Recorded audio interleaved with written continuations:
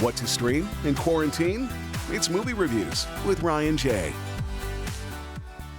Okay, so it's not Friday yet, but we do have a special Wednesday appearance by film critic Ryan J. That's right. I love it. Hi, Ryan. Hi, guys. Joining us a little bit early, which we appreciate. Thank you so much. Sure thing. Well, holiday weekend. Exactly. We got to talk about Hamilton. I've seen so much about this recently. It's getting a lot of hype, isn't it? Yeah. It really is. Have you ever seen the show? I have not. I have twice.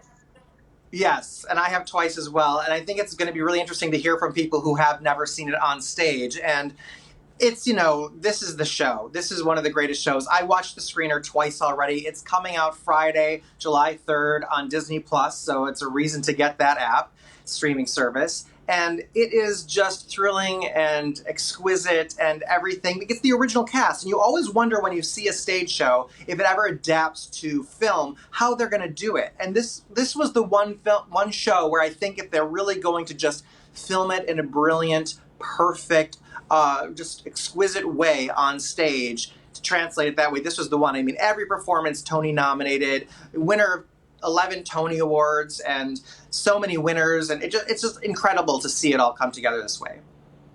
I love this show. Kids, when they go and watch it, they sing every show. This is PG-13. How are the details? Because I feel as an audience member, I've never been close enough to be able to see their faces in this way.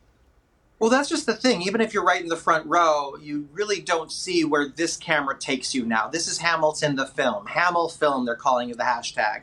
And you see every raised eyebrow. You see the spit. You see the pores in the skin at really, really specific times. So the nuances in these Tony Award winning and nominated performances, you really get the best seat in the house. And it is just incredible to get that close up. And then also the wide shots, and the editing is so well done, and the lighting that won the award, and the costumes, you see the detail and how it all works together. I think this is a show where the music and the story and the casting and the lighting and the choreography and the costumes and the movement of the stage all works together so exquisitely. It's just one perfect package, and this is really the best way to present it.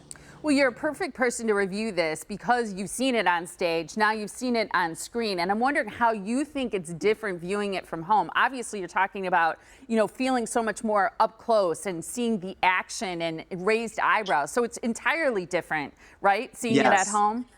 It really is. It loses a little bit of the energy that you feel just when you're at a theater and, you can look wherever you want and hear your eyes going to where the director wants you to go. He made the right choices. I miss a couple of the big choreographed numbers, the big dance numbers where you see all the movement of the stage, because that's something that impressed me so much live.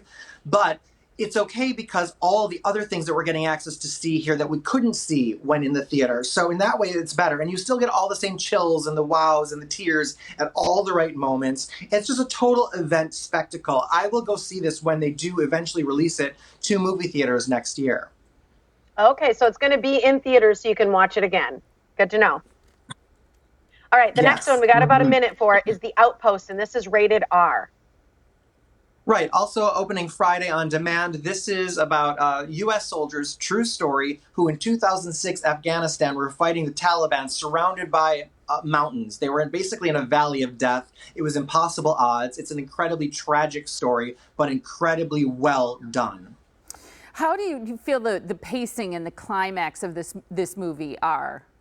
The pacing's really great. It's a long film, but even in the moments between action, it doesn't really lull. And I have to tell you about the casting because it's got Orlando Bloom, who does a great Southern American accent, Scott Eastwood, Clint Eastwood's son, Milo Gibson, Mel Gibson's sixth son or child, and he looks just like Mel, he sounds just like Mel. It's really incredible. He's almost like a young twin of Mel Gibson. So really, really great cast here. I normally, really struggle with war movies just because of the pain of the reality, and this is a really beautiful tribute to the men that we lost here and then also survived.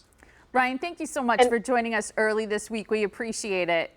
My pleasure. It was great to see you. And you can like Ryan J on Facebook, follow him on Instagram and Twitter. For full movie reviews, check out his website. It's ryanjreviews.com.